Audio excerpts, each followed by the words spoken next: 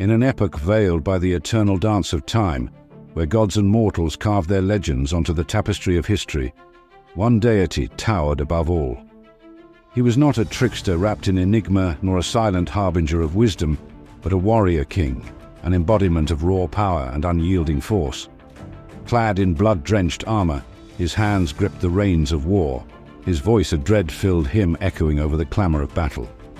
His presence alone could stir the heart of conflict, his name a whisper on the wind that carried with it both awe and terror. His name, Ares, the indomitable god of war. Welcome back to Epic Mythos. Be sure to give this video a like and subscribe for more timeless tales. From his genesis, Ares was destined for the battlefield. His divine bloodline could be traced back to Zeus, the king of the gods, and Hera, the queen of Olympus, painting him a prince among deities. But his lineage, though noble, was a path strewn with trials and tribulations. In the hierarchy of Olympus, Ares was often overshadowed, his raw, brutal nature contrasting with the grandeur and wisdom that typically defined the divine. Yet it was precisely this primal, unfiltered aspect of Ares that emerged so conspicuously during the War of the Giants, or Gigantomachy. This cataclysmic conflict saw the gods of Olympus pitted against the formidable giants, and in the eye of this storm, Ares stood tall, his martial prowess coming to the fore.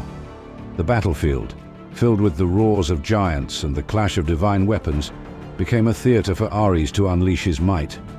At the heart of this maelstrom, Ares emerged as the steadfast warrior, a bulwark against the storm of rebellion.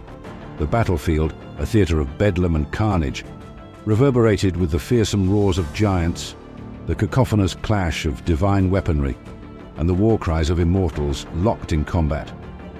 Amidst the tumult, it was here that Ares, unyielding and unwavering, truly embodied his mantle as the god of war. Amidst the chaos, Ares stood as a beacon of power, his martial prowess unleashed in its fullest, most fearsome form. Each swing of his weapon was a symphony of annihilation, a dance of chaos and destruction that left devastation in its wake. Each step he took was an affirmation of his unyielding resolve, a statement echoing through the battlefield that he was unbowed, unbroken. His body, marred by the kiss of weapons, wore its scars like a tapestry of war, each wound a testament to his dauntless spirit and ferocious tenacity. Despite his injuries, the flame of his warrior spirit remained unquenched, his ferocity undulled by the sharp sting of pain. He bore his afflictions not as burdens, but as badges of honor, tokens of a battle fought with every fiber of his being. As the clamor of war faded into the eerie silence of the aftermath, as the dust of conflict settled and the cries of the vanquished echoed hauntingly through the deserted battlefield, Ares emerged, bloodied yet unbowed, battered yet unbroken. His battered figure, silhouetted against the backdrop of the desolate battlefield, was a poignant symbol of his unfaltering resolve and unmatched fortitude. The valor and strength he demonstrated during the Gigantomachy, though brutal, were a resounding testament to his unwavering spirit and unassailable position as the god of war. They painted a vivid portrait of Ares, a deity not simply of destruction, but of resilience, of raw, undiluted courage that stood resolute even when faced with insurmountable odds. In spite of the shadow cast by his tumultuous origins, Ares gripped his destiny with unyielding resolve. As the god of war, he sat atop the crimson throne of combat, presiding over the paradoxical elegance of strife. He stood as a living testament to war's two-sided coin, personifying its shattering force that could raise civilizations to ashes, yet also embodying the immortal essence of valor that drove men to stand tall amidst the onslaught. To the mortal eye, Ares was a god to both revere and dread, a dichotomy etched in blood and courage. He was the luminous beacon that cut through the dense fog of despair, instilling strength in the hearts of warriors when they stared down the maw of overwhelming odds. He was the battle cry on their lips, the pulse of adrenaline in their veins, the embodiment of the indomitable spirit that rose with each dawn to face a world fraught with peril. Yet within the same breath, he was the storm unleashed, a maelstrom of violence and destruction that swept across lands, decimating everything in its path. His was the roar that echoed over the devastation of shattered cities, the heavy silence that hung over the aftermath of a battle, the profound emptiness that war often left in its wake. Ares, in all his dread magnificence, was a force of nature that could both create and annihilate, a testament to the harsh reality of survival and the price one often pays for victory. Yet for all his martial prowess and warrior spirit, Ares was not devoid of softer emotions. Beneath the hardened exterior, softer emotions thrived, poignant and intensely human. A vivid testament to this was his passionate entanglement with Aphrodite, the enchanting goddess of love and beauty. Aphrodite, famed for her unmatched beauty, was wedded to Hephaestus, the divine artisan renowned for his skill and craft.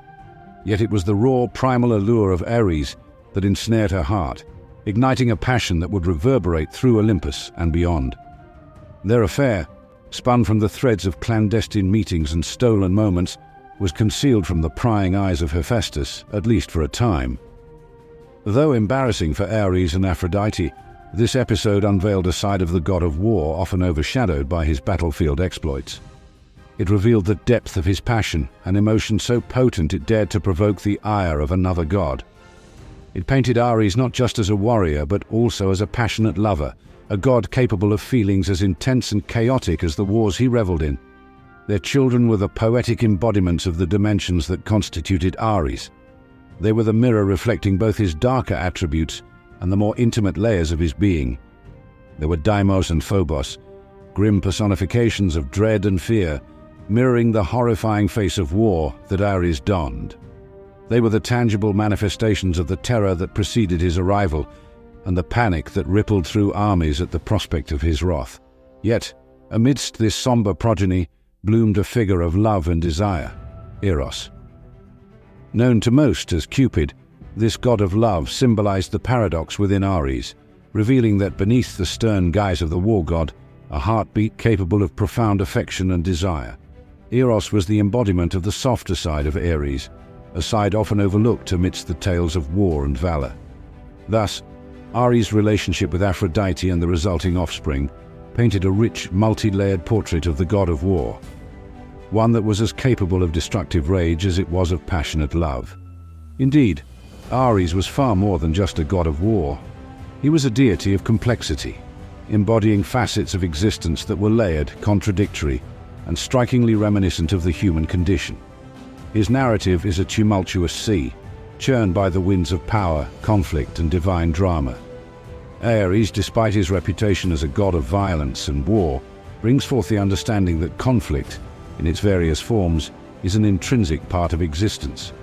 His stories are not just of battles and bloodshed, but also of courage, valor, and the relentless will to overcome.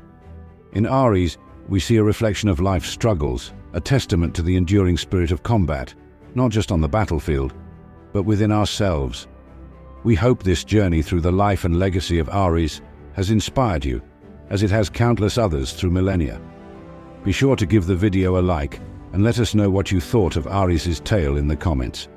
Thank you for embarking on this journey with us. Until our paths cross again in the realm of myths and legends, remember to stay curious, stay inspired, keep exploring, and may your journey be as enriching as Ares' tale.